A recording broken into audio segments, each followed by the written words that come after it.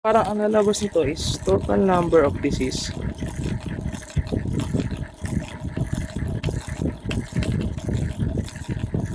Which is ito, all over yung total population.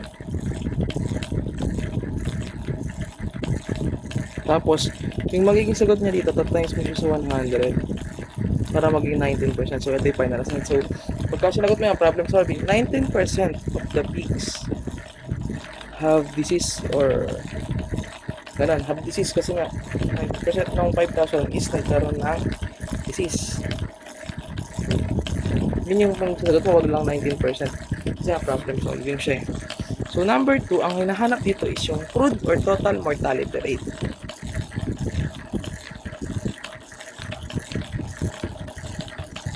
Crude mortality rate. So, same lang siya dito. Same lang siya. Kaso, ang kukunin natin is yung bilang nung namatay. So, AD, kasi nga A, death, plus BD or B death, and CD or C death. Ito yung formula na lalagay mo pagka sa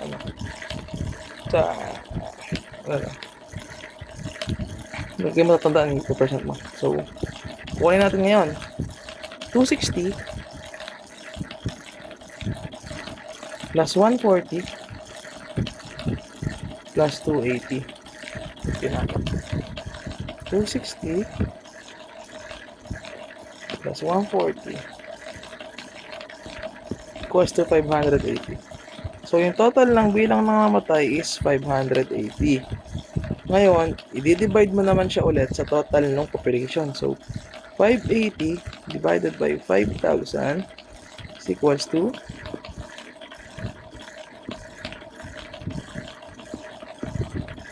0.116. 0.12 or hindi natin round off 0.116. So, magiging sagot niya pag times sa 100 is 0.12% or 0. Mali.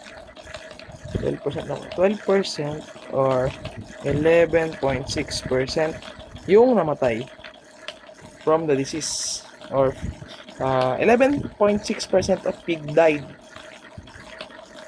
Ganun. Tapos, next naman, hanapin natin is proportional morbidity rate ng disease A. So, focus tayo sa disease A ngayon. So, number 3, proportional morbidity rate. Specifically for disease A. So, ang ginawa ko dito, ganito. So, yung bilang nung nagkasakit sa A positive, ito yung formula na lalagay mo. A positive all over total number of disease.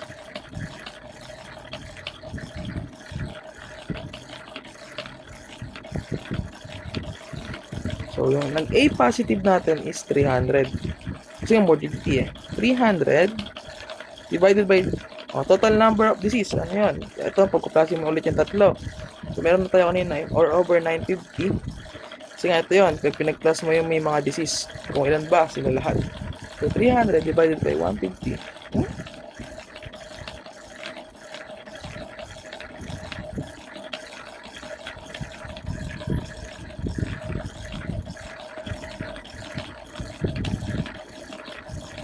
0.315 or 32 times 100 natin is equals to 31.5 or 32%. So, ito yung lalagay mo problema. A positive all over total number ng deceased. Kaya, kung hindi natin naus to, kasi nga, natusan natin dito kanina. Tapos, dito naman, ang lalagay mo dito is total number of death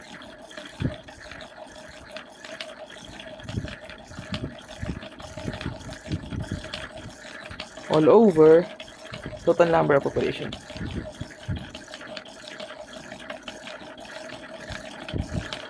Ito kaya ginamit natin total number of disease kasi nga particular to disease A tapos proportional siya.